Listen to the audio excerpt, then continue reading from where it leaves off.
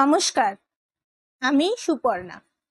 আজ আমি আপনাদের শোনাবো আশাপূর্ণা দেবীর লেখা প্রথম প্রতিশ্রুতির সপ্তম পর্ব।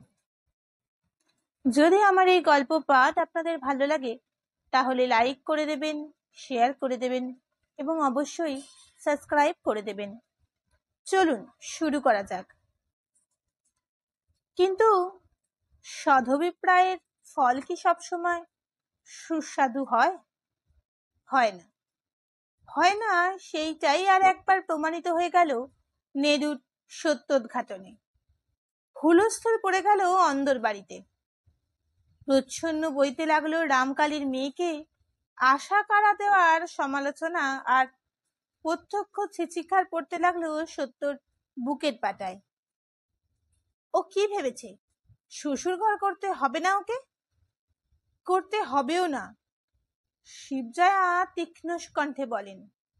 শ্বশুররা টের পেলে উদ্দেশ্যে হাত জোর করে ত্যাগ করবে ও বউকে। মোক্ষদা বলেন, হারামজাদি, যতই জটার নামে ছড়াকে বেঁধেছিলি তখন সন্দেহ হয়েছিল আমার, এখন বুঝছি। রাসুর মা কোনো দিনই কোনো কথায় বড় থাকে না। কাজের পাহাড় নিয়েই কাটায় সারা দিন। কিন্তু আজকের এই অপরাধের আবিষ্কারকর্তা নাকি স্বয়ং তারই পুত্ররত্ন। তাই বোধ করি কিছুটা দাবি অনুভব করে কথা বলায়। আস্তে আস্তে বলে, একে তো ঘরে একটা বউ, যা নয় তাই কেলেঙ্কারি করে গালে মুখে চুনকালি দিয়ে জন্মের শোধ লোকের কাছে হেয় করে রেখে গেল। আবার ঘরের মেয়েরাও যদি যা ইচ্ছে তাই করতে থাকে। কথা শেষ করে না রাসুর মা, শুধু দুটো পাতকি যে একই গ্রহিত পর্যায়ে পড়ে সেইটুকুরই ইশারা দেয়। কাঠ হয়ে তাকিয়ে থাকে ভুবনেশ্বরী।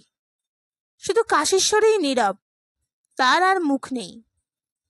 সমালোচনার উদ্যমতা কিছুটা স্থিমিত হলে দিনতারিণী প্রায় মিনতির ভঙ্গিতে বলেন, যাগ্গে বাবা, ওই নিয়ে আর বেশি কথা কথিতে কাজ নেই সেজবাবুজি। প্রবাদে বলে কথায় কানে হাঁটে। কোন সূত্রে কার দ্বারা চালিত হয়ে কুটুম বাড়ির কানে উঠবে, হয়তো সেই নিয়েই কি বিপত্তি বাঁধবে কে বলতে পারে। একে তো দিনতারিণীও কথার একটা অকল্পনিত সম্ভাবনা উচ্চ রেখে টেনে ছেড়ে দেন। কাশেশ্বরীর সামনে আর শঙ্করীর কথা স্পষ্ট করে তোলেন না। তবু মোক্ষদা উচ্চ চিৎকারে ভবিষ্যৎবাণী করতে ছাড়েন না। সে তুমি যতই সাবধান হও বড় বউ, আমি এই আগ বাড়িয়েই বলে দিচ্ছি, ও মেয়ের কপালে অশেষ দুঃখ আছে। আজ নয় তুমি আমি চেপে গেলাম, কিন্তু ওকে নিয়ে যারা ঘর করবে তাদের কি আর গুণ বুঝতে বাকি থাকবে? হবে না তো কি? বাপের শাসন না করলে কি আর বেয়ারা মেয়ে ছেলে শায়েস্তা হয়? দিনতারিণী অকুলের কুল হিসাবে ম্রিয়মাণ ভাবে বলেন, তা তুমি না হয় রামকালীকে বুঝিয়ে বলো। রক্ষে করো বড় বউ, আমি আর হেয় হতে চাই না। আমি রাগাতে যাব আর তিনি মেয়েকে শাসন তো দূরের কথা, উল্টে আরো আশকারা দেবেন। অগত্যাই দিশেহারা দিনতারিণী ভুবনেশ্বরীর প্রতি দৃষ্টিক্ষেপ করেন। তা তুমিও তো সময়ান্তরে যখন তার মন মেজাজ ঠান্ডা দেখবে একটু বুঝিয়ে বলতে পারো মেজ বৌমা। সত্যি যে মেয়ে তোমার স্বেচ্ছাচারী হয়ে উঠছে, পরের ঘরে পাঠাতে হবে তো। ভুবনেশ্বরী অবশ্য এ কথার কোনো উত্তর দেয় না, দেওয়া সম্ভব নয় তার পক্ষে। যদিও তার মেয়ের বিয়ে হয়ে গেছে, তবু গুরুজনের সমক্ষে স্বামী সম্পর্কে উল্লেখই যে যার পরনাই লজ্জাজনক। ভুবনেশ্বরী যে রামকালীর সঙ্গে কথা কয়, এত বড় লজ্জার কথাটা শাশুড়ি এই লোক সমাজে প্রকাশই বা করে বসলেন কেন? ছি! লজ্জা প্রতিকারের আর কিছু না দেখে মাথায় ঘোমটাটাই আরো খানিকটা বাড়িয়ে দিয়ে মাথা হেঁট করে ভুবনেশ্বরী। তা মাথাটা আর ভুবনেশ্বরীর উঁচু করতে পায় কখন?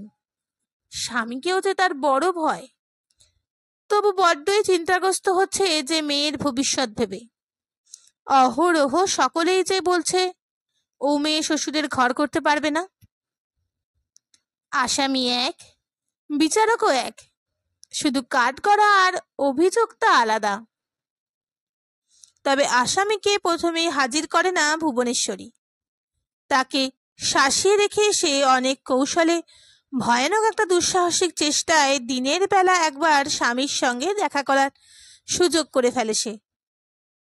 রামকালী যখন মধ্যাহ্ন বিশ্রাম করছেন সেই সময় কাছে এসে ঘোমটা দিয়ে দাঁড়ায়। রামকালী ঈষৎ আশ্চর্য হয়ে বলে, কিছু বলবে? স্বামীর স্নেহকমল সুরে সহসা চোখের জল এসে যায় ভুবনেশ্বরীর। উত্তর দিতে পারে না, শুধু ঘোমটাটা একটু কমায়। কি হলো? রামকালী মৃদু কৌতুকে বলেন, বাপের বাড়ি যেতে ইচ্ছে হচ্ছে না। ভুবনেশ্বরী মাথা নেড়ে বাষ্পরুদ্ধস্বরে বলে, বলছি সত্যর কথা। সত্যর কথা? কেন? আর একটু হাসেন রামকালী। আবার কি মহা অপরাধ করে বসলো সে? করেছেই তো সবসময়।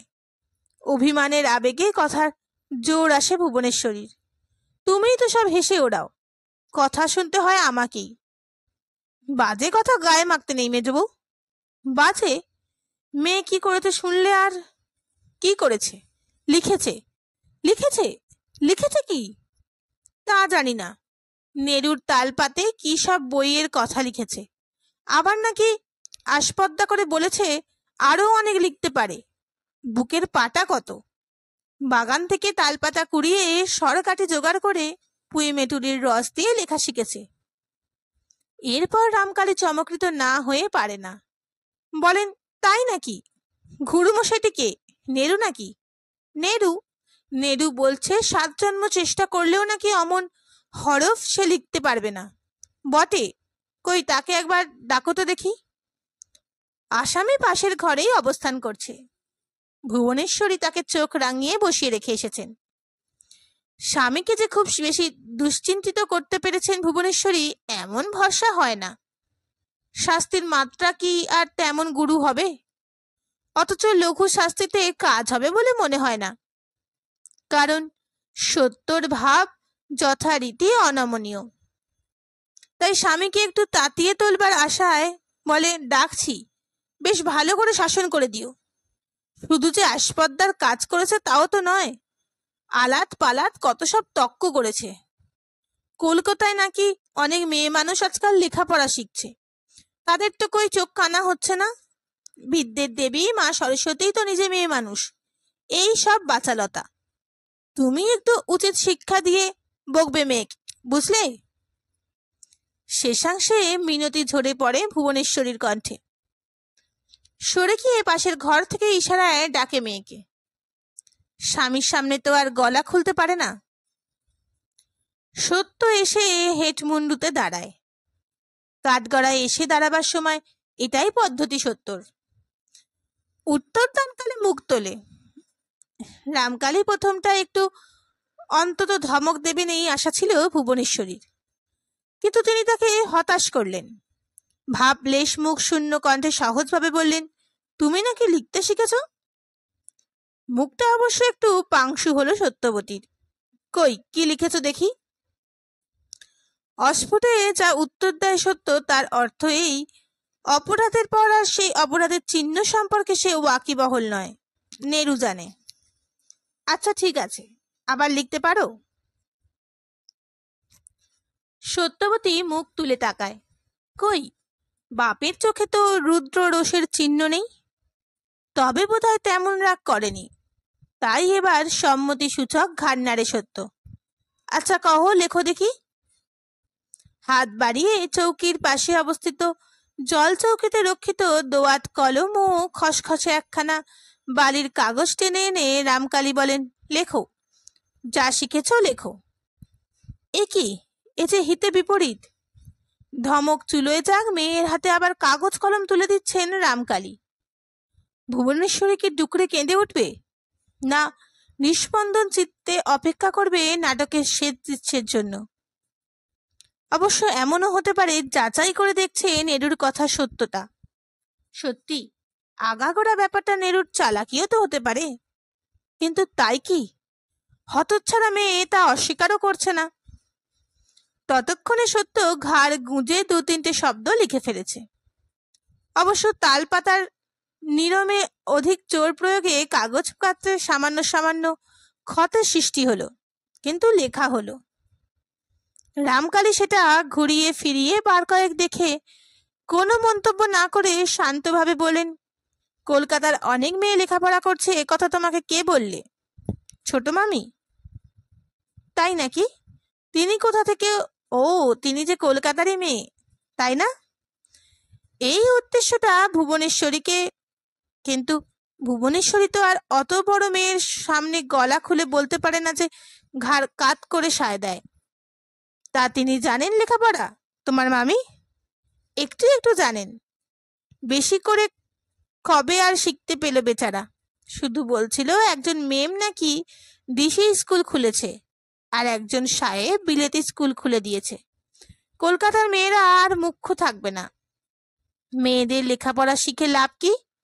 তারা কি নায়েব গোমস্তা হবে? সকৌতুক হাস্যে মেয়েকে প্রশ্ন করেন রামকালী।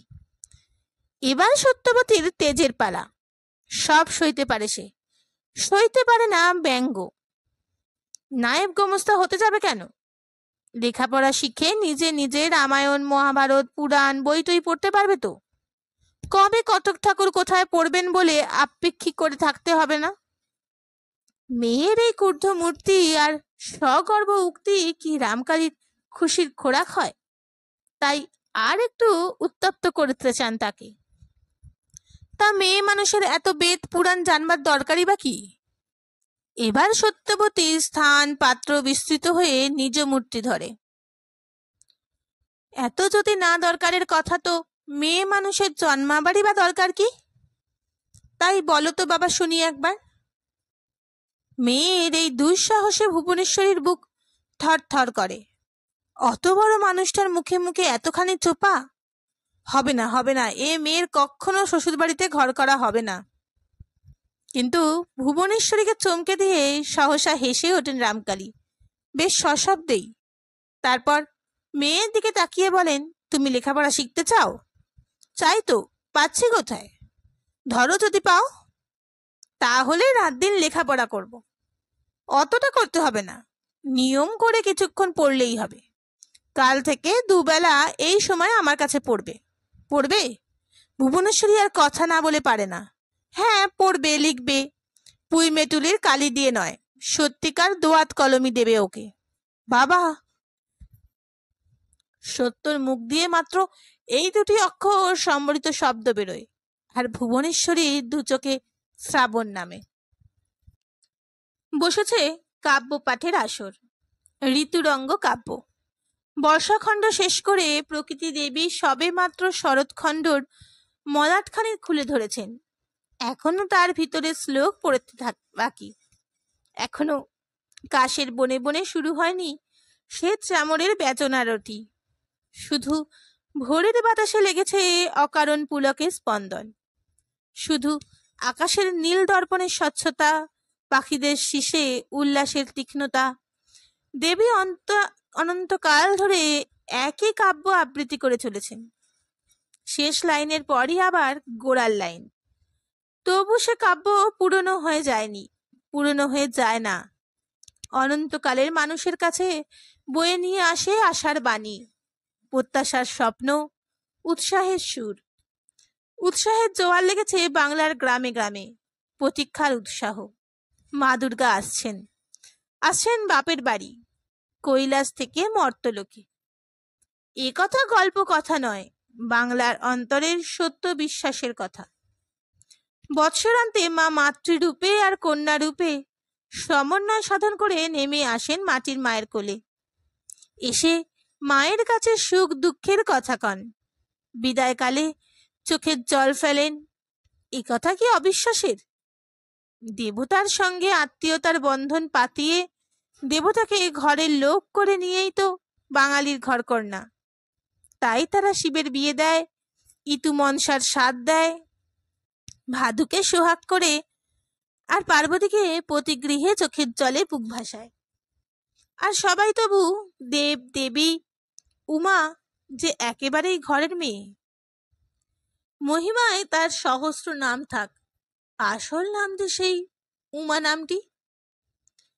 শরৎ পড়তেই ভিখারি বৈষ্ণবরা সেই কথা স্মরণ করিয়ে দিয়ে যায় খঞ্জনির তালে তালে। আয় মা উমা শশী, নিরখী মুখ শশী, দিবানিশি আছি আশার আশায়।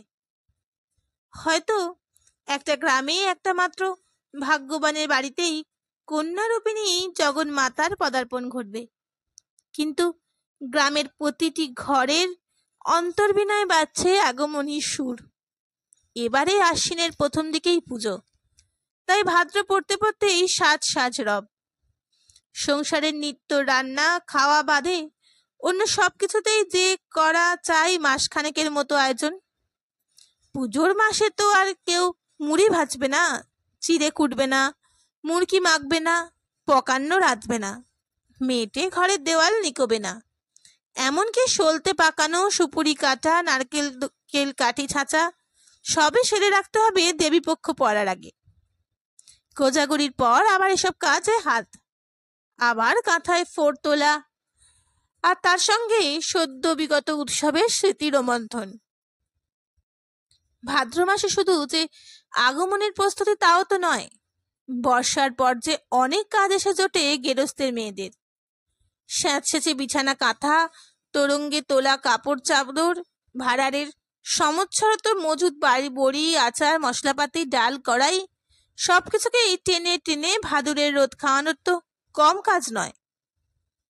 ভুবনেশ্বরীর মা নেই, ভাজেরাই সংসারের গিন্নি। কদিন থেকে দুপুর ভোর এই কর্মকাণ্ড নিয়ে হিমশিম খাচ্ছে তারা। আজ পড়েছে নাড়ু নিয়ে। হাঁড়ি ভর্তি নাড়ু, নারকেলের নাড়ু করে মাচায় তুলে রাখতে পারলে মাসখানেকের মতো জলপানের দায়ে নিশ্চিন্দি। আর পুজোর মাসে ছেলেপুলের পাতে দুটো ভালো মন্দ দিতেও হয়।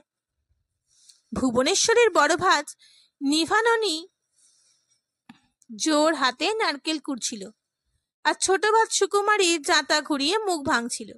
হঠাৎ উঠোনের দরজায় শিক নড়ে উঠল। এই দেখো কাজের গুরু কামাই। নিভাননী নিচু গলায় বলে, কে আবার এখন বেড়াতে এলো কাজ পণ্ড করতে? নে ছোট বউ, ওর দুয়ার খোল। সুকুমারীর অবশ্য মনোভাবটা ঠিক বড় জায়ের সমর্থন নয়। একঘেয়ের কাজ করতে করতে বাইরের হাওয়া একটু ভালোই লাগে তার।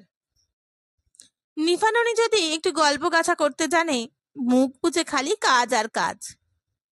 দরজা খুলে সুকুমারী উল্লাস ধ্বনি করে ওঠে, ওমা কি আশ্চর্য! পূবের সূর্য কি পশ্চিমে উঠেছে আজ? না, যার মুখ কখনো দেখিনি তার মুখ দেখে ঘুম থেকে উঠেছি। এহেন সংলাপে নিভাননীর বেজার মুখ কৌতূহলে সরস হয়। সে মুখ বাড়িয়ে বলে, কে এলো গো? কার সঙ্গে এত রসের কথা? এই যে ডুমুরের ফুল ঠাকুরজি। বলে সুকুমারী তাড়াতাড়ি ননদের পা ধোবার জল আনতে ছোটে। ভুবনেশ্বরী মুখের ঘোমটা নামিয়ে দেওয়ায় বসে পড়ে ধুলোর পা ঝুলিয়ে। ভাদ্রের কড়া রোদে তার ফর্সা মুখটা লাল চকচকে হয়ে উঠেছে। ঘোমটা দেওয়ার দরুন চুলের গোড়ায় আর গলায় ঘাঁচে ঘাম গড়াচ্ছে। এমন করে ভর রোদে হেঁটে আসা ভুবনেশ্বরীর পক্ষে সত্যি অভাবনীয় ঘটনা। একে তো আশাই তার কম, তাছাড়া যদি আসার বাসনা প্রকাশ করে পালকি পাঠিয়ে দেন রামকালী। যদিও এর জন্য বাড়ি আর 5 জন ঠেস টিটকিরি দিতে ছাড়ে না। পাড়ার সমবয়সী বউরা বলে বাদশার বেগম, তবু রামকালীর নির্দেশ মেনে চলতেই হয়। কিন্তু আজ ব্যাপারটা কি? পা ধোবার জল আর গামছা এগিয়ে দিয়ে একখানা ঝালার বসানো হাত পাখা নিয়ে ননদকে বাতাস করতে থাকে সুকুমারী। একে তো গুরুজন, তাই আবার বড় ঘরের ঘরণী। কার সঙ্গে এলে? নিভাননী প্রশ্ন করে। ভুবনেশ্বরী কিন্তু সে কথার উত্তর আগেই বলে ওঠে, পাখার ঝালর বসিয়েছে কে গো? গে আবার ছোট গিন্নি। নিভাননী আগ্রহের মুখ বাঁকিয়ে বলে, রাত দিন যিনি সংসারের সভ্য তাতে বাহার কাটছেন। সুকুমারীর মুখটা চুন হয়ে যায়। ভুবনেশ্বরী তাড়াতাড়ি বলে, তা বাহার কাটা তো ভালোই, কেমন খাসা দেখাচ্ছে। হোক গে। নিভাননী আর একবার মুখ বাঁকায়। এমন অবধি তো গায়ে দেওয়াতে শিখলো না, কুলো পাছড়াতে পারলো না, ঢেকিশালে গিয়ে যা রঙ্গ, যদি দেখো তা বুঝবে। না পারে পার দিতে, না পারে হাতে হাতে হাতে পাতে নড়ে দিতে। না পারে হাতে পাতে নড়ে দিতে। পাড়া পড়শিকে তোয়াজ করে ডেকে এনে কাজ উদ্ধার করতে হয়। আসল কাজ চুলোয় গিয়ে ভাঁড়ারের হাঁড়ি কলসির গায়ে চিত্তির কেটে শিখের দড়িতে কড়ির থোপনা গেথে আর পাখার ঘাড়ে শালুক কাপড় ঝুলিয়ে কেরস্তর সঙ্গে সিঁড়ি হবে। ভুবনেশ্বরী দেখে হিতে বিপরীত। এই সূত্র ধরে নিভাননী আরো কোথায় গিয়ে পৌঁছবে কে জানে। তাহলে তো আসল কাজই মাটি। ছোট ভাজকে এই আজ তার দরকার। তবু ভুবনেশ্বরী আবার একটু ভুল চালই করে বসে এই জন্যেই যে নিচু তলাদের নিন্দাবাদ করে ওপর তলাদের প্রসন্ন রাখা যে চিরন্তন কৌশল, সেই কৌশলটা তার ভালো আয়ত্তে নেই বলেই। নিজের বাড়িতে তো সেই ভয় সেই কথাই কয় না সহজে। দেখে ঘোমটা আর নীরবতা অনেক বিপদের রক্ষক। কিন্তু এটা নাকি ভুবনেশ্বরীর বাপের বাড়ি, তাই সাহসে ভর করে বলে বসে, কেন বাপু, এই তো বেশ ডাল ভাঙছে, মুড়ি ভাজতেও পারে। অত বড় একখানা শহরের মেয়ে আর কত পারবে? তা বটে। নিভাননী একটি উত্তপ্ত নিঃশ্বাস ফেলে বলে, শহর কখনো চোখে দেখিনি, তার মর্মও জানি নে। ঘর সংসারই বুঝি, আর বুঝি মেয়ে মানুষ সেখানে হেরে গেলে লজ্জায় মাথা কাটা যায়। বসো একটু, গুড়ের পানা করে আনি, রোদে এসেছ। রোদের সময় ঘরে কিছু না থাক, আখের গুড় জলের গুলে তাতে পাতিলেবুর রস মিশিয়ে খাওয়ার রেওয়াজ একদিকে আছে। নিভাননীর মগজে সেই সহজটাই আসে, কিন্তু সুকুমারীর ওই গুড়ের পানা জিনিসটায় বিষম বিতৃষ্ণা। তাই সে বড় জায়ের ওপর কথা কওয়ার রূপ অসামসিক কাজটাও করে বসে ননদের প্রতি সমীহে। সসংকোচে বলে ফেলে, কেন দিদি, মিছরি নারকেল গাছের ডাব তো পাড়ার রয়েছে ঘরে। রয়েছে সেটা নিভাননীর মনে ছিল না, কিন্তু মনে পড়িয়ে দেওয়া অপদস্থের একশেষ হয়ে যায় সে। কে জানে ননদ মনে করলো কিনা ইচ্ছে করেই ডাবের কথাটা বিস্তৃত হয়েছে সে। এই ছোট বউটা দেখতে ভালো মানুষ হলে কি হবে, টিপে ডান। কিন্তু এই ক্ষেত্রে নিভাননীকে মনে রাগ মনে চেপে হাসতেই হয়। হেসে বলেই ভয়, ওই দেখ, ভাগ্যিস মনে করালি ছোট বউ, আমি অমনিতর ভুলো মনেই হয়েছি আজকাল, বুঝলে ঠাকুরজি। ঠাকুর জামাইয়ের কাছ থেকে একবার একটা স্মৃতিশক্তির ওষুধ খেতে হবে। যা তবে ছোট বউ, দুটো ডাব কেটে আনগে। আহা, কেন ব্যস্ত হচ্ছে বড় বউ? ভুবনেশ্বরী অকারণে গলা নামিয়ে বলে, আমি এসেছি বিশেষ একটা দরকারে পড়ে, এক্ষুনি চলে যেতে হবে। ও মা, শোনো কথা, এক্ষুনি চলে যেতে হবে কি গো? কি এমন বিশেষ দরকারে পড়লে? এলেই বা কার সঙ্গে, যাবেই বা কার সঙ্গে? একা নাকি? একা? ভুবনেশ্বরী হেসে ওঠে। সে আর এ কাঠামোয় হবে না। এসেছি পিসি শাশুড়ির সঙ্গে। দুয়ার থেকে আমাকে ছেড়ে দিয়ে গেলেন, আবার ফিরতি মুখে ডেকে নিয়ে যাবেন। চুপি সারে চলে এসেছি, ঘরে কেউ জানে না। ঠাকুর জমাই। নিভাননী রহস্যের হাসি আসে। ভুবনেশ্বরী নিভাননী ঠাকুর জামাইয়ের প্রসঙ্গে মাথায় কাপড়টা একটু টেনে বলে, তিনি তো ভিন গায়ে গেছেন রুগী দেখতে, নইলে আর এত বুকের পাটা। নিতান্ত কারে পড়েই আছা। পিসি শাশুড়ির সইয়ের বাড়ি আসছেন শুনে খুব কাকুতি করলাম, বলি ওই পথ দিয়েই তো যাবে পিসিমা। তা সেদিকে ভালো আছে মানুষটা, কেউ স্মরণ নিলে তাকে বুক দিয়ে আগলান। তা কাজটা কি? একবার ভুবনেশ্বরী থতমত খায়। কাজটা কি সেটা নিভাননীর সামনে বলা সঙ্গত কিনা এতক্ষণে খেয়াল হয়। আসলে এসেছে সে সুকুমারীর কাছে একখণ্ড লেখা কাগজ নিয়ে, যে কাগজের হিজিবিজি লেখাগুলো এক দুর্বোধ্য ভ্রুকুটি হেনে তার দিকে ক্রমাগত তাকিয়ে আছে আজ কদিন থেকে। সত্যবতীর লেখা একখণ্ড কাগজ। জিনিসটা ভুবনেশ্বরীকে বড়ই ভাবিয়ে তুলেছে। ঘরের কোণে ঘাড় গুজে লিখছিল সত্যবতী। হঠাৎ বুঝি পুজোর দালানে কুমোর এলো এই বার্তা পেয়ে ছুটে চলে গিয়েছিল নেরু, পুন্নি আর আরো কুচোকাছাদের সঙ্গে। কাগজখানা চৌকিতে পাতা শীতল পাটির তলায় গুজে রেখে ভুবনেশ্বরী কৌতূহল পরবশত হয়ে পাটাটি ঈষৎ উঁচু করে তুলে দেখতে গিয়েছিল কেমন আখর সত্যর হাতের। কিন্তু দেখতে গিয়েই স্তম্ভিত হয়ে গেল। গোটা গোটা আখরে ঠিক পয়ারের ছাদে কি লিখেছিল সত্য। নকল করেছিল, কিন্তু নকল করবে যদি তো সামনে বই খোলা ছিল কই? সর্বনেশে মেয়ে নিজেই পয়ার বাঁধেছে নাকি? ভয়ে বুকের রক্ত হিম হয়ে গিয়েছিল ভুবনেশ্বরীর।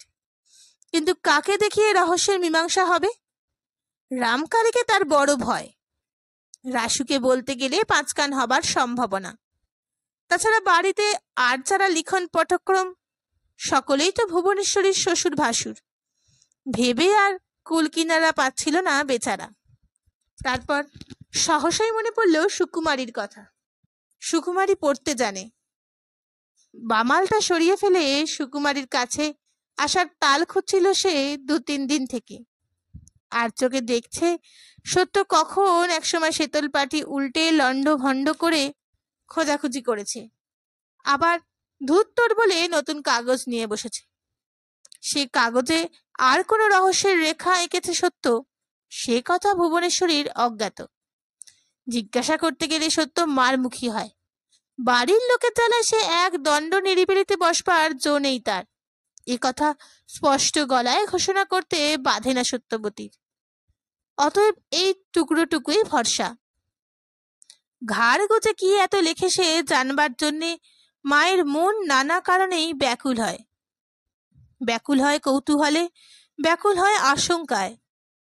সত্যকে তো শ্বশুরবাড়ি যেতে হবে।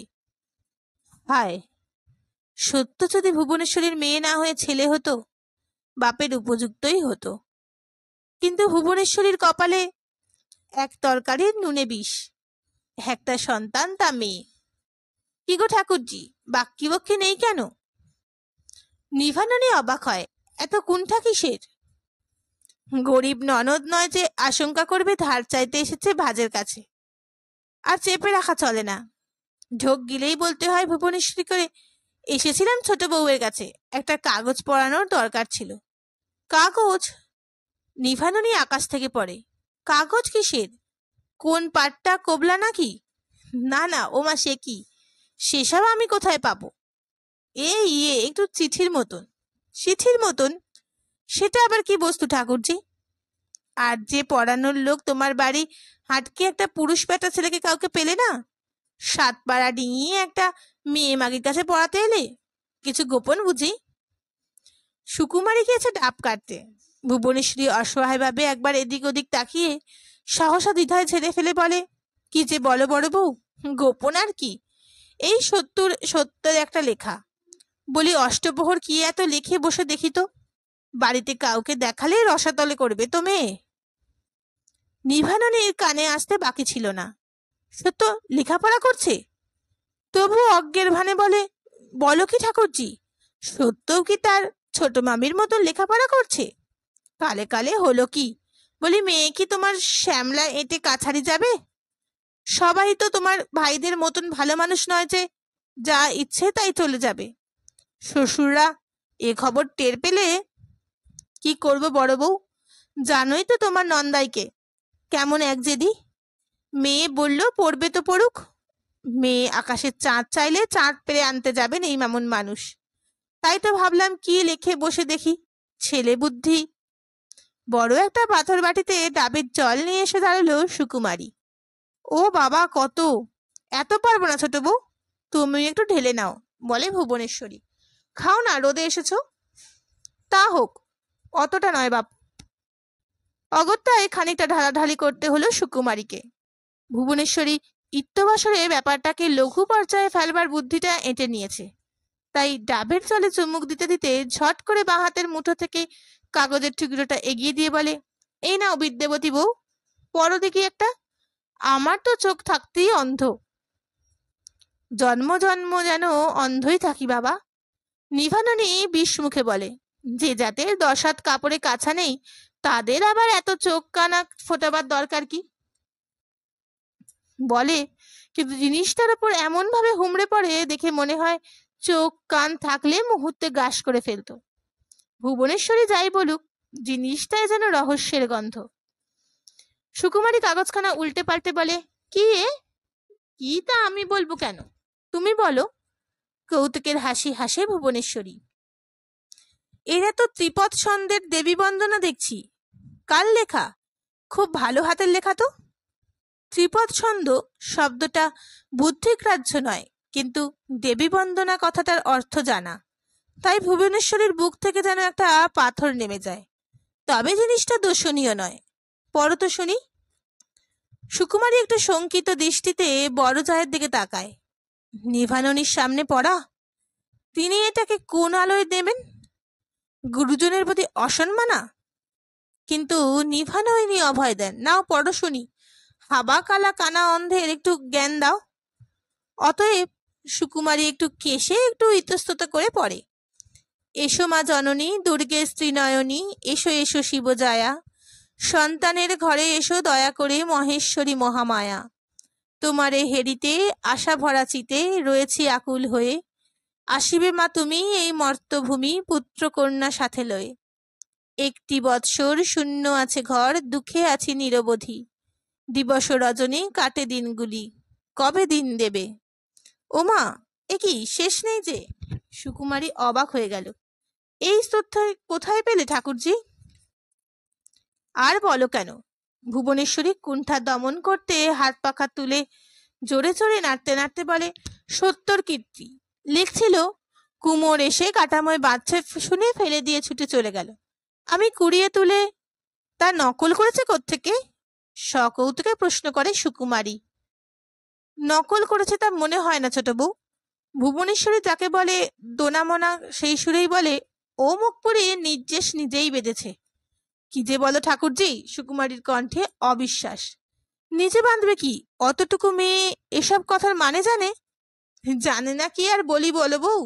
মুখ বুড়ি নুকিয়ে নুকিয়ে তোমার নন্দাইয়ের কবিরাজি শাস্ত্রের বইগুলো পর্যন্ত টেনে পড়তে বসে। সে কথা আলাদা। পড়ুক না পড়ুক আম্বা করে বসে, কিন্তু ছন্দ বেঁধে আখর মিলিয়ে এত বড় স্তোর তৈরি কি সহজা নাকি? ছোট বউয়ের এই অবিশ্বাসের সুর ভুবনেশ্বরীকে ঈষৎ থতমত করছিল। কিন্তু মেয়ে গুড়িয়ে দিয়ে নিভাননী। সে নিজে এতক্ষণে মুখ আষাঢ়ের মেঘ নামিয়ে ছোট জায়ের অবলীলাক্রমের দিকে তাকিয়েছিল। সুকুমারীর কথা শেষ হতেই হাত নেড়ে বলে উঠল নিভাননী, তা তো আশ্চর্য হবার কি আছে ছোট বউ? ঠাকুরজি মনে বেদনা পাবে তাই রেখে রেখে বলা। ঠাকুরজির ওই মেয়ে কি সোজা? কতদিন আগে ভোদার নামে ছড়া বাঁধেনি ও? এ নয় মা দুর্গার নামে বেঁধেছে। তবে ভাবনার কথা বটে, ঠাকুর জামাইয়ের দরবারে আমার 10 জনা নয় মুখে চাবি দিয়ে আছি, কিন্তু কুটুম তো আর তা মানবে না। একবার টের পেলে। কথা শেষ হলো না। মুখ্যতা হন্তদন্ত মূর্তি দেখা গেল খোলা দরজার সামনে। চলে এসো বেচো বৌমা, ঝটপট চলে এসো। ওদিকে এক কাণ্ড হয়েছে। কাণ্ড হয়েছে? কি সেই কাণ্ড? ভুবনেশ্বরীর মুখে কথা জোগায় না, হাঁ করে তাকিয়ে থাকে। সুকুমারী তো আগেই ঘোমটা টেনে বসেছে। তবে নিভাননীর কথা আলাদা। এ বাড়ির গিন্নির পোস্টটা তার। এগিয়ে গিয়ে বলে, কিসের কাণ্ড মাউই মা? আর বলো না বাছা, সইয়ের বাড়িতে বসেছি কিনা বসেছি, রাখাল ছোড়া রনপা নিয়ে গিয়ে হাজির। কি সমাচার? না শিগগিরই চলো, সত্য শ্বশুর বাড়ি থেকে লোক এসেছে। ভাগ্যিস দিদিকে বলে এসেছিলাম সইয়ের বাড়ি যাচ্ছি। না মোক্ষদার কথা শেষ হতে পারে না। সহসা ভুবনেশ্বরী টুকরে কেঁদে ওঠে। ও মা, ও কি কাঁদছ কেন মেজবউ? চলো চলো, অপেক্ষার সময় নেই। কিন্তু চলবে কে? ভুবনেশ্বরী শুধু পা দুখানাই নয়, সমস্ত লোমকূপগুলো পর্যন্ত যেন অবশ হয়ে গেছে। সত্তর শ্বশুর বাড়ি থেকে লোক? অতএব আর সন্দেহ কি যে সমস্ত জানাজানি হয়ে গেছে? তাছাড়া আর কি অর্থ থাকতে পারে এরকম বিনা নোটিশে হঠাৎ শ্বশুর বাড়িকে লোক আসা? কোথায় কে ঘর শত্রু বিভীষণ আছে সে গিয়ে লাগিয়ে দিয়েছে সত্যর ওই মারাত্মক অপরাধের আর সত্যর বাপের ওই ভয়ানক দুঃসাহসের খবর। এরপর এরপর আর কি? ভুবনেশ্বরী ভাবতে পারে না, শুধু ডুকরোনো মাথাটা বাড়িয়ে বলে ওঠে, ওগো পিসিমা গো, তুমি আমাকে এখানে মেরে ফেলে রেখে দাও, বাড়ি অব্দি যেতে পারবো না আমি। আহা, অধৈর্য হচ্ছ কেন মেজ বৌমা? মোক্ষদার দেহটাকে প্রায় উল্টো মুখ ঘুরিয়ে ব্যস্ত কণ্ঠে বলেন, এখন কি আর অধৈর্যের সময়? এক্ষুনি না যেতে পারো, একটু সামলে নিয়ে ভেজের সঙ্গে যেও। আমি চললাম। পা তো আমার কাঁপছে, কে জানি কি বার্তা নিয়ে এসেছে। তা বলে কর্তব্য ত্যাগ করা চলে না। আচ্ছা, আমি এগোলাম। রনপা ব্যতীত এই রনপায়ের বেগে অদৃশ্য হয়ে যান মোক্ষদা। ভুবনেশ্বরী যখন নিভাননির সঙ্গে সন্তর্পণে খিড়কি দরজা দিয়ে ঢুকলো তখন বাড়ির চেহারা নিথর নিষ্পন্দ, যেন এইমাত্র কেউ একটা শোক সংবাদ পাঠিয়েছে। তাহলে নিভাননি ফিসফিস করে বলে, বাড়ি এমন থমথমে কেন বলো তো ঠাকুরজি? মন তো ভালো দিচ্ছে না। আর পোড়া মনের স্বধর্মই তো কুকথা গাওয়া। জামাইয়ের কি দুঃসংবাদ নেই তো? আত্মারা মানুষটাকে 14 আনা মেরে নিভাননি হৃষ্ট চিত্তে উঠোনে পা দিয়ে এদিক ওদিক তাকায়। দালানে কারা যেন নিঃশব্দে জটলা করে বসে রয়েছে। ঘুমটা দিয়ে বোধ করি সারদা ঘোরাঘুরি করছে। ছোট ছেলে মেয়েগুলোও পাত্তা নেই। এসো ঠাকুরজি, উঠে এসো।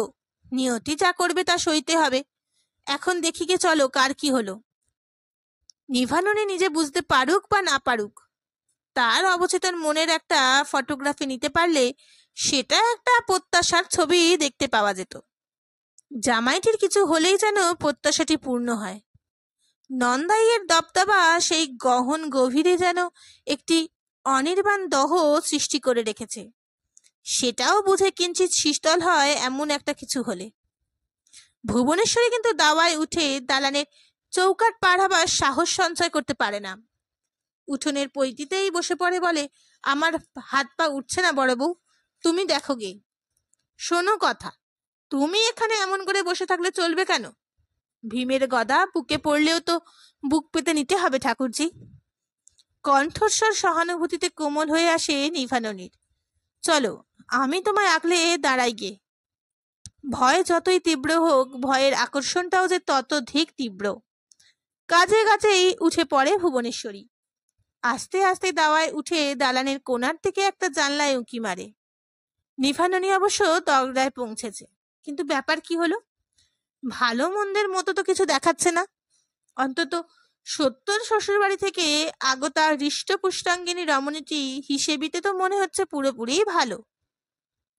হয় কোনো দাসী, নচেত নাপিত মেয়ে, এছাড়া কেই বা আসবে।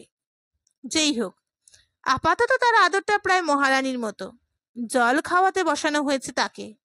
চারিদিক ঘিরে বসে আছে দিনতারিণী, কাশেশ্বরী, মুখ্যদা, শিবজয়া, ছোট জেঠি, তাছাড়া আশ্রিতা প্রতিপালিতার ঝাঁক।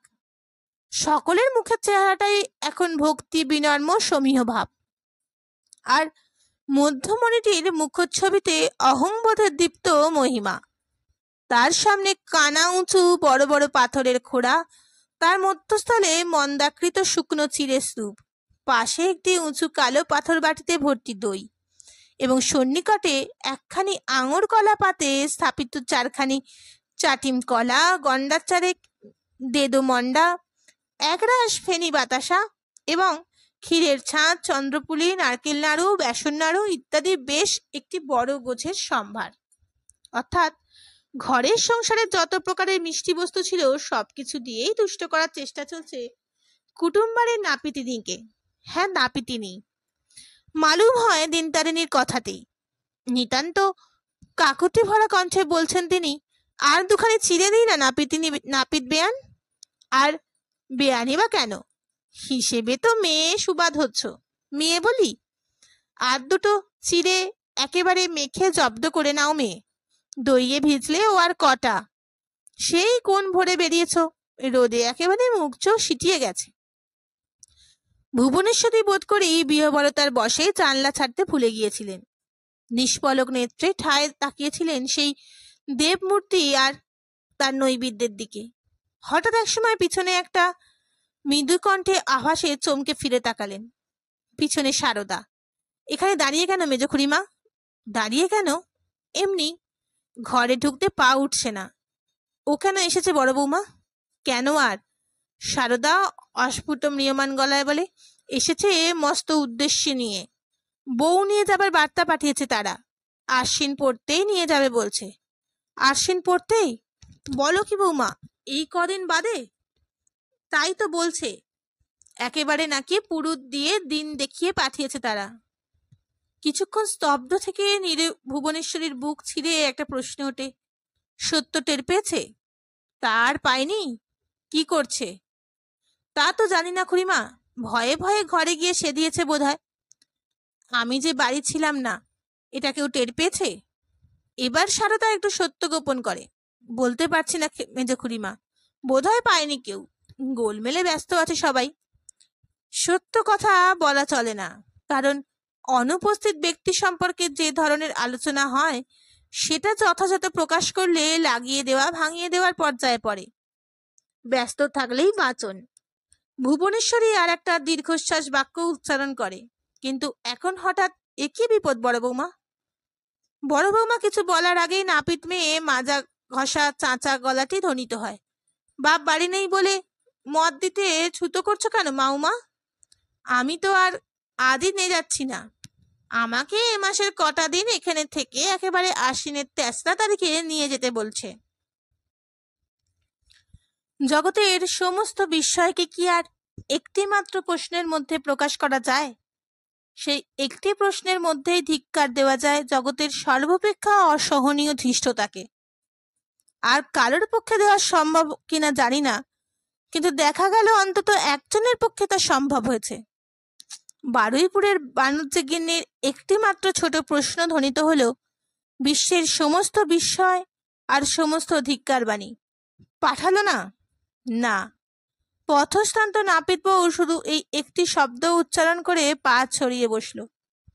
প্রথম বড় ঢেউয়ের পরবর্তী আরেকটি ছোট্ট ঢেউ। তুই হার মেনে ফিরে এলি? এবার বিস্ময় আর ধিক্কার পালা নাপিত বউয়ের। শোনো কথা, তাদের মেয়ে তারা পাঠালে না, আমি কি আর তাদের ঘর থেকে মেয়ে কেড়ে নিয়ে আসবো? এবার বাণিজ্যগিন্নি নিজেই পা ছড়িয়ে বসলেন। দুই ভুরু এক জায়গায় এনে জড়ো হবার চেষ্টা করতে করতে বললেন, ছুতোটা কি দেখালে? শোনো কথা, ছুতো আবার কিসের? সোজাসুজি মুখের ওপর ঝাড়া জবাব। এখন পাঠাবো না। নাপিত বউ আঁচল খুলে পানের কৌটো বার করে। এখনই মুখে পান ভরিস না নাপিত বউ, 14 বার উঠবি পিক ফেলতে। আমার কথাগুলোর আগে উত্তর দে। বলি, ছুতো যুক্তি কিছু না, শুধু পাঠাবো না। এখন পাঠাবো না। তা কখন পাঠাবেন? আমার ছেলের দ্বারার সময়? আমি যে ভেবে থই পাচ্ছি না রে নাপিত বউ।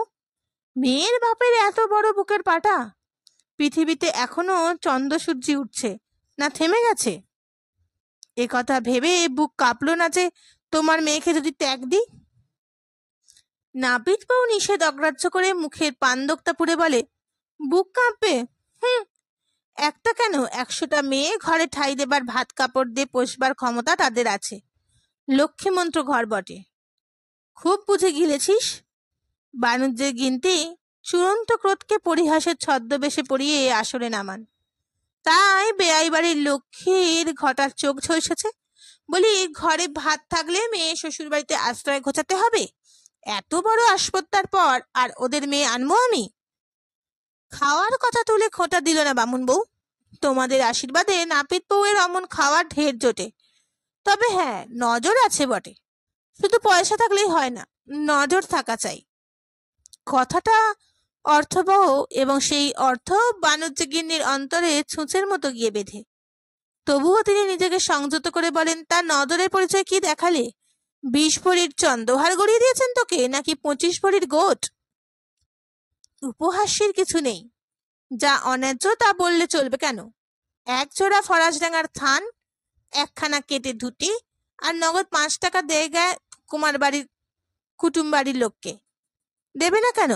যারা মেয়ে ঘরে আটকে রেখে দিতে চায় তারা ঘুষ দিয়ে মুখ বন্ধ করে কুটুমের লোকের। নইলে তুই তাদের যাচ্ছে তাই শুনিয়ে দিয়ে না এসে সুখ্যাত করছিস বসে বসে। তোর ওপর আমার ভরসা ছিল। এই তল্লাটে তোর মতন মুখ তো আর কারো দেখি না। তা তুই ডোবালি, বাগিনী হয়ে মেরে বনে গেলি। কি যে তকরার কারোর বামুন বৌদি। মেয়ের বাপ নিজে তফাতে দাঁড়িয়ে গিন্নিকে বলে দিল, মা, কুটুম বাড়ির মেয়েকে বলে দাও, বিয়ের সময় কথা হয়েছিল মেয়ের কুমারীকাল পূর্ণ না হলে শ্বশুর বাড়ি পাঠানো হবে না। সে কথা তারা হয়তো বিস্মরণ হয়ে গেছেন। আমি তো হইনি। সময় হলে যাবে বই কি। বাণিজ্যগিন্নি বিবাহকালের শর্ত উল্লেখে ধেই ধেই করে ওঠেন। কি বললি নাপিত বউ? বিয়ের কালের তো সাবুদের কথা তুলেছে? কথা অমন কথা নয়। বলে লাখ কথা হইলে বিয়ে হয় না।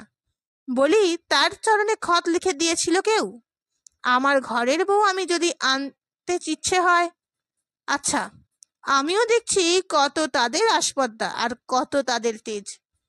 মেয়েকে শুধু ভাত কাপড় দিলেই যদি সব মিটে যেত, তাহলে আর কেউ তাকে বিয়ে দিয়ে পরকোত্তর করে দিত না।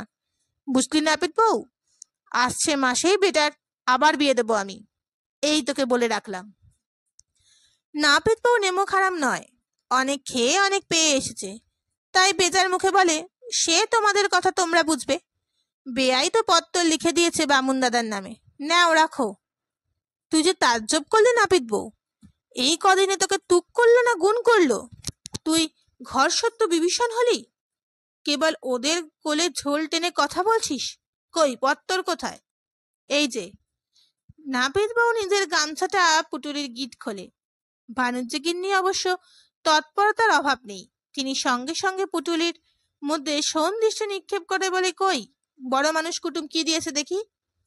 এক ছেঁড়া ন্যাকড়ার পুটুলি খুলে একখানি দোমড়ানো মোচড়ানো চিঠি বার করে মাটিতে নামিয়ে দিয়ে নাপিত বউ প্রাপ্ত সম্পদ দেখায়।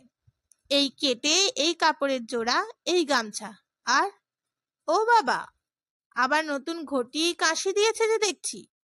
বাণিজ্যগিন্নি বলেন, সাদে কি আর বলছি ঘুষ দিয়েছে? তার নাকুর বদলে নরুন নিয়ে ফিরলি তুই? কাশিখানা তো দেখছি ভারী পাথরকুচি। তা ভারী আছে, আর কথাবার্তাও ভালো। বাড়ি শুদ্ধ গিন্নিরা যেন আমার হাতে রাখে কি মাথায় রাখে। সে তুমি যাই বলো বামুন বৌদি, কুটুম তোমার খুব ভালো হয়েছে। অমন কুটুমের সঙ্গে অসরস করলে তুমি ঠকবে। তবে গিয়ে বউ তোমার, মিছে বলবো না, একটু বাচাল। বাচাল? সহসা যেন পাথরে পরিণত হলো বাণিজ্যগিন্নি। বাচাল? সে কথা এতক্ষণে বলিসনি তুই? হবেই তো, বাচাল হবে না? বাপের চাল চলন তো বুঝতেই পারছি। পয়সার গরমে ধরাকে সরা দেখেন, মেয়েকে আশকারা দিয়ে ধিঙ্গি অবতার করে তুলেছেন আর কি। আমিও এক এলোকে শিবামণি, বাচাল বউকে এমন করে ট্রিট করতে হয় তা আমার জানা আছে। তা জানা থাকবে না? ছোটকাটা নাপিত বউ বলে বসে, আরো একটা মানুষের মেয়েকে ঘরে পুরে কি হাল রেখেছো তা তো আর কারোর জানা নেই। তা এ বউকে আর তুমি ঢিট করছো কখন? ব্যাটার তো আবার বিয়ে দিচ্ছ। নাপিত বউয়ের কথায় এবার একটু ভয় খান বাণিজ্যগিন্নি এলোকিসি। ও যা মুখফোড়, পাড়ায় পাড়ায় সমস্ত রটিয়ে বেড়াবে, হাটে হাড়ি ভাঙবে। বাণুজ্যেরা বউ আনতে পাঠিয়েছিল, বড় মানুষ বেয়াই মেয়ে পাঠায়নি। এ খবর রাষ্ট্র হলে কি আর মাথা হেঁট হবার কিছু বাকি থাকবে? নাপিত বউকে চটানোটা ঠিক হয়নি। চটায় না ওকে কেউ, চটাতে সাহসই করে না। সকলের হাঁড়ির খবর রাখে, সকল ঘরে যাতায়াত করে, আর সময়ে অসময়ে নাপিত বউয়ের স্মরণ না নিলে কারুর চলে না। যেমন তেজে তেমন বিশ্বাসী, আর তেমনই জোর মস্ত ডাকাবুকো। একটা মদ্য জোয়ানের ধাক্কা ধরে নাপিত বউ। বউ মেয়ে শ্বশুর বাড়ি বাপের বাড়ি করতে নাপিত বউ এ গ্রামের ভরসাস্থল। চৈতন্য হয় সেটা এবার। তাই আর একবার দে তো হাসি হাসেন বাণিজ্যগিন্নি। তবে আর কি, যা দেশ রাষ্ট্রে করে আয়, আমি আবার বিয়ে দিচ্ছি ব্যাটার। মনর আর কি, গা জ্বলে যায়। কিন্তু তুই বল, রাগের মাথায় রক্ত চড়ে ওঠে কিনা? যাক, বিশদ বৃত্তান্ত বল দেখি, তুই কি বললি আর তারা কি বলল? মেয়েই বা সাতকাণ্ড রামায়ণ গাইবার সময় এখন আমার নেই বামন দিদি। দুদিন দুরাত পায়ের ওপর সর্বাঙ্গ যেন ভেঙে আসছে। ঘরে যাই এখন। ঘরে আর যাবি কেন? বাণিজ্যগিন্নি নিষ্প্রভু ভাবে বলেন, এখানেই নয় দুটো? না বাবা, ওতে আর দরকার নেই। কথায় বলে ভাইয়ের ভাত ভেজায় হাত। ঘরে গিয়ে দুদণ্ড জিরোই, তারপর বোঝা যাবে। আরো নরম হতে হয়, আরো তো আজ করতে হয়। শক্তের ভক্ত পৃথিবী। হেলা, তা মাথায় বিষবান বিধে রেখে দিলি? উদ্ধার কর। মেয়ে কি বললো তাই বল। তুই কুটুমের বাড়ি থেকে গিয়েছিস, তোর সামনে কি বাচারতা করলো? করলো কি আর গাছে চড়লো? তা নয়, তবে ঠাকুরমাদের সঙ্গে খুব হাত মুখ নেড়ে বক্তিমে করছিল দেখছিলাম। গিন্নিরা বলছিল কুটুম চটানো ঠিক নয়, তোমার বেয়াইয়ের দুর্বুদ্ধি নিন্দে করছিল। তা দেখি ঘরের মধ্যে ঝাঁজ দেখাচ্ছে, বাবার কথার ওপর কথা। বাবার চাইতে তোমাদের বুদ্ধি বেশি। বিয়ের সময় যদি কথা হয়ে গেছিল 12 বছর বয়স না হলে তারা বউ নিয়ে যাবে না, তো নিতে পাঠায় কেন এনে? এই সব। কিন্তু বাণিজ্যিনী তখন আর বাক্যস্ফূর্তির ক্ষমতা নেই। পুত্রবধূর বাক্য বিন্যাস প্রণালীর সংবাদে সে ক্ষমতা লোপ পেয়েছে তার।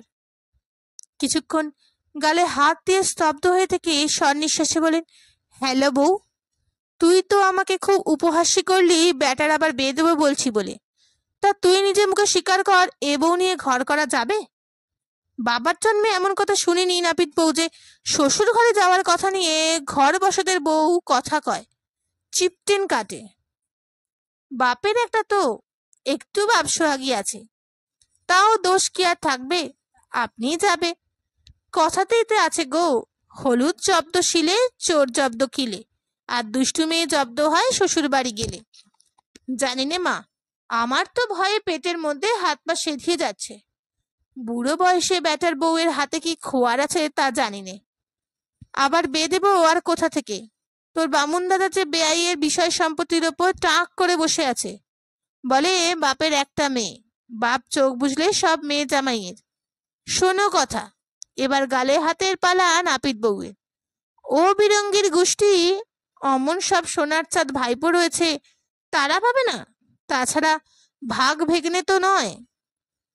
তা জানি নে বাপু, কর্তা বলে তাই শুনি, বলে বাপটা একবার চোখ বুঝলে হয়।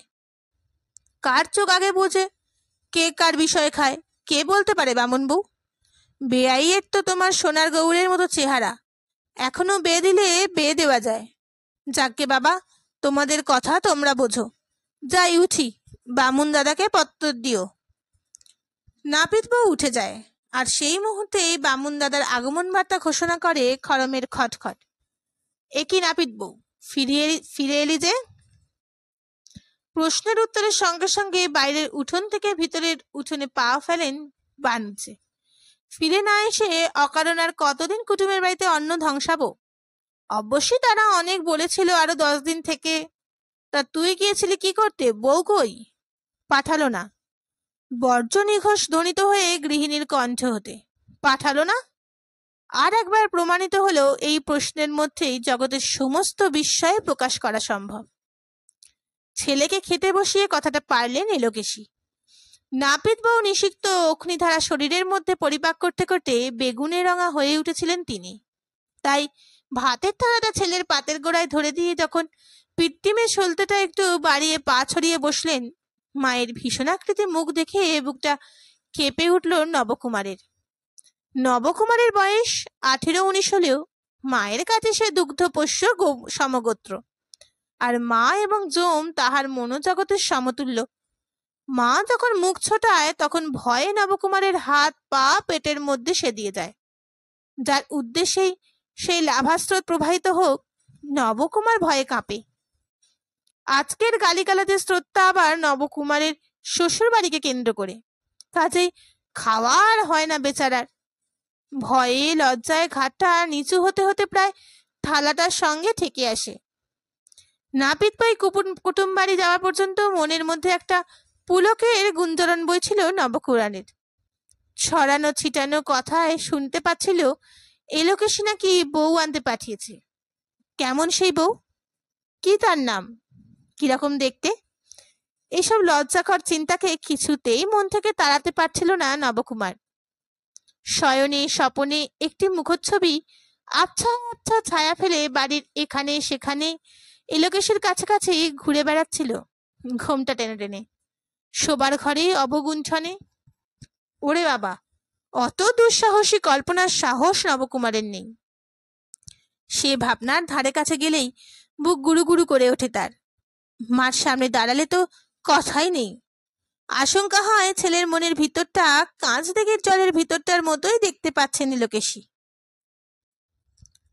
না, শোবার ঘরের এলাকায় কি নিজের ধারে কাছে বউয়ের উপস্থিতির অবস্থা চিন্তা করে না নবকুমার, করে শুধু মায়ের ধারে কাছেই। নাপিত বউয়ের অভিযান কার্যকরী হবে না এইরকম অবিশ্বাস্য দুর্ঘটনার কথা তার স্বপ্নেও মনে আসেনি। তাই একদিন প্রতিদিন সন্ধ্যার পর ভবতোষ মাস্টারের কাছে ইংরেজি পড়া পড়ে বাড়ি ফিরে উৎকর্ণ হয়ে থাকে একটি মৃদু ঝুনঝুন মলের শব্দের আশায়। কিন্তু কই, কদিনের করা গেছে নাপিত বউ, সে খবর নবকুমারের জানবার কথা নয়। তবু আশা করছিল পুজোর আগে অবশ্যই, আর পুজোর উৎসবের সঙ্গে হৃদয়ের আর এক উৎসবে যুক্ত করে দিয়ে অবিরত বিহ্বল হচ্ছিল সে। পুজো আসছে, বউ আসছে, পুজোটা জানা, কিন্তু না জানি কেমন সে বউ। বিয়ে হয়েছিল 15 পার হয়ে, এমন কিছু অজ্ঞানের বয়স নয়। তবু লাজুক প্রকৃতির নবকুমার বউয়ের কোনো অনুষ্ঠানের সময়ই একটু চকিত দৃষ্টি নিক্ষেপ করে কোণে বউকে দেখে নেবার চেষ্টা করেনি। এখন যদি কেউ বদলে অন্য মেয়ে গছিয়ে দেয়, ধরবার সাধ্য হবে না নবকুমারের। এমনকি এই কদিন ধরে শত চেষ্টাতেও বউয়ের নামটা মনে আনতে পারছে না সে। এতদিন অবশ্য মনে আনবার খেয়ালও হয়নি। নাপিত বউয়ের অভিযানী সহসা নবকুমারকে এক ধাপ এগিয়ে নিয়ে গেছে, কৈশোর থেকে যৌবনের ধাপে। বিয়ের সময় সম্প্রদানকালে নামটা তো 2-1 উচ্চারিত হয়েছিল মনে হচ্ছে, কিন্তু কে তখন ভেবেছে এই নামটা মনে রাখবার দায়িত্ব তার? নবকুমার তো তখন অবিরাম ঘামছে, ওই ঘামটাই মনে আছে, নামটাম নয়। একে তো বিয়ের বর, তাছাড়া শ্বশুরের সেই দীপ্ত উন্নত চেহারা, গম্ভীর স্বর আর রাশভারী ভাব, সেটাও সেই ভয়কে বাড়িয়ে দেওয়ার সহায়তা করেছিল। তাছাড়া বাসর ঘরে আরো কত রকমের ভয়, সে ভয় এখনো বুঝি একটু একটু আছে, কিন্তু বউ শব্দটি কি মিষ্টি, ভয়ের মধ্যেও রোমাঞ্চ। কও না কথা, মুখ তুলে বউ, দেখো না চেয়ে চোখ খুলে। মনের মধ্যে বাজছে সুর আর শব্দ। বন্ধু বান্ধবদের সঙ্গে বউয়ের আসন্ন আবির্ভাব নিয়ে আলোচনা করার ক্ষমতাও নেই নবকুমারের। পাড়ার বন্ধু যারা খবরটা শুনেছিল, তারা যদি একটু আধটু ঠাট্টা করেছে, ধ্যাত ধ্যাত ছাড়া আর কোনো উত্তর দিতে পারছে না সে। অথচ যখন ভবতোষ মাস্টারের কাছ থেকে পড়া সেরে সন্ধ্যায় কাঁচ দিঘির নির্জন পাড় দিয়ে বাড়ি ফিরছে, তখন অনুচ্চারিত শব্দে বারবার ফিরে ফিরে গিয়েছে, এনেছি বকুলমালা, করবে আলো, তেল ছোয়ানো তোর চুলে, মিশি দাঁতের হাসিটি বেশ, মুখখানি বেশ ঢলঢলে। তারপর কি? তাই তো, মুখখানি ঢলঢলে, মুখখানি বেশ। পরের লাইনটা কিছুতেই মনে পড়ে না, কোথা থেকে যে শিখেছিল তাও মনে পড়ে না। তবু ওই অসমাপ্ত গানটাই অপূর্ণ সুরে গুঞ্জরিত হতে থাকে সমস্ত রাস্তাটা। কদিনের প্রত্যাশার পর আজ বাড়ি ফিরেই এলোকেশীর প্রদত্ত সমাচারে বুকটা ছলাৎ করে উঠল, আর সেই বিয়ের দিনের মতো ঘাম ছুটে গেল মুহূর্তের মধ্যে। নাপিত বউ এসেছে শুনেছিস? বলে উঠলেন এলোকেশী। বাঘিনীর মতো বসেছিল দাওয়ার ধারে। ছেলে এসে পাটা হাত ধোবে এইটুকু সময়ও দেরি সইল না তার। দিয়ে বসলেন সংবাদ। অন্ধকারেই বলে বসলেন, আলোটাও আনলেন না ছেলের সামনে। নবকুমারের কাছে অবশ্যই সংবাদ অন্য অর্থ বহন করে এনেছে, তাই তার চিত্তে বিহ্বলতা। তাই তার মা বর্তমান অবস্থা ধরতে পারল না, সে ধরতে পারল না কণ্ঠস্বরের ভীষণতাও। তাই না জানা একটা সুখে শিউরে উঠল, কিন্তু কতক্ষণের জন্যই বা। ক্ষণকালের মধ্যেই নিষ্ঠুর সত্য প্রকাশিত হলো। মান্যগণ্য বেআইয়ের উদ্দেশ্যে ছোট লোক, চামার, আশোপজ্জাত ইত্যাদি শোভন সুন্দর বিশেষণ মালা প্রয়োগ করে এলোকেশী জানালেন, মেয়ে পাঠালো না। মেয়ে পাঠালো না, এ কি অদ্ভুত বাণী! মেয়ে পাঠানো যে সম্ভব, সে কথা তো একবারও মনের কোণেও আসেনি নবকুমারের। কিন্তু এই কথা আর কি কথা কইবে নবকুমার? আর উত্তরের প্রত্যাশাও করে কথা বলেনি এলোকেশী।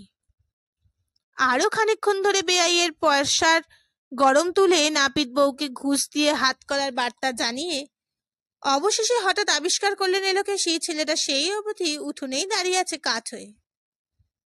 মাতৃস্নেহ জেগে উঠল। আরে দাঁড়িয়ে থেকে কি করবি, হাত মুখ ধো বলে এলোকেশী উচ্চ গ্রামে চিৎকার করেন, ভাত নেমেছে শুধু। রান্নাঘর থেকে সাড়া এলো, নেমেছে মামিমা, আয় মুখ ধুয়ে ভাত দিই বলে রান্নাঘরের দিকে চলে গেলেন এলোকেশী। আর নবকুমার আস্তে আস্তে গায়ের কোটটা খুলে দেওয়ালে লাগানো একটা গজালে টাঙিয়ে রেখে চলে গেল খিড়কির পুকুরের দিকে। হঠাৎ মনটা কেমন শিথিল আর ফাঁকা ফাঁকা লাগছে। যা ছিল না, কোনোদিনই যার স্বাদ জোটেনি, তেমন জিনিস হারালেও এমন শূন্যতা বোধ আসে, সব ফাঁকা ফাঁকা ঠেকে। কিন্তু তখনই বা হয়েছে কি? আসল কথা পারলেন এলোকে সেই ছেলেকে খেতে দিয়ে। পিত্তিমে সলতে উস্কে পা ছড়িয়ে বসে সে মুখ দেখে বুক কেঁপে উঠল নবকুমারের। আমি এই তোকে বলে দিচ্ছি, রাখছি না বা, শেষ বেশ একটা চিঠি চামড়াটাকে দেওয়ার কর্তা দিয়ে, তাতেও যদি মেয়ে না পাঠায়, এই সামনের অঘ্রাণেই তোর আবার বিয়ে দেব। আবার বিয়ে?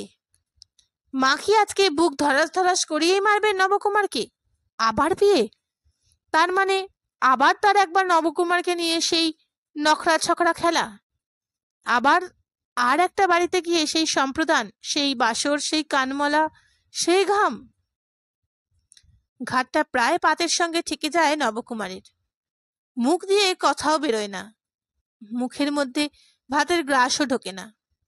হঠাৎ এক সময় কটুকটি থামিয়ে রকেশি বলেন, খাচ্ছিস কই? খাচ্ছি তো। এতক্ষণে অস্ফুটে একটা কথা বলে নবকুমার, আর বাক্যের সত্যতা রক্ষার্থে এক গ্রাস ভাত ঠেলে ঠুলে মুখের মধ্যে চালান দেয়। এবার সদু বা সৌদামণির রঙ্গমঞ্চে আবির্ভাব। মাটির সরায় এক সরা ধোঁয়া ওটা গরম ভাত নিয়ে সে অবাক গলায় বলে ওঠে, ও মা, এ কি? যেখানকার ভাত সেখানেই পড়ে। এতক্ষণ কি করলি রে নবু? খাচ্ছি তো। আরো একবার পূর্ব কথা ও পূর্বোক্ত কাজের পুনরাবৃত্তি করে নবকুমার। দিয়ে যাই আর দুটো? না না, আর নয়। ভরা মুখে হাত মুখ মাথা সব নেড়ে প্রতিবাদ জ্ঞাপন করে নবকুমার। খিদে নেই? নবকুমার আর একবার বলে, খাচ্ছি তো। এদিকে ঠেলে ওটা চোখের জল আসতে চায়। খিদে আর থাকবে কোথা থেকে? এলোকেশি বলে ওঠেন, শ্বশুরের নিন্দে করছে যে, একালের ছেলে তো। কিন্তু তোকে আবার এই বলে দিচ্ছি না বা, তোর দেমাকে শ্বশুরের ওই খাড়া নাক যদি ভুঁয়োয় খসতে দিই তো আমি কি বলেছি? বাপির বাপ বলে ওই মেয়ে ঘাড়ে করে নাকে খড় দিতে দিতে আসে তো ভালো, নচেত আবার ছাতনা তলায় গিয়ে দাঁড়াতে হবে তোকে। এবার আর নবাবের বেটি আনবো না, গরিব গুড়ব ঘরে মেয়ে নিয়ে আসবো। ওই শোন, শুধু হেসে ওঠে, আর মুখ গুজে করে থাকবার কিছু নেই রে নবু। আশ্বাস বাক্যে পেয়ে গেলি, এখন বড় বড় থাবায় খেয়ে নে। বউ এলো না বলে মনে দুঃখে নব অমন সরল পুটির টকটাই ভালো করে খেলো না, দেখেছো মামি? সবসময় ন্যাকড়া করিস নে শুধু। এলোকেশির বেজান মুখে বলে, 24 ঘন্টা হাসি মস্করা ভালোও বা লাগে, প্রাণে কিসের যে এত উল্লাস তাও বুঝি না বা।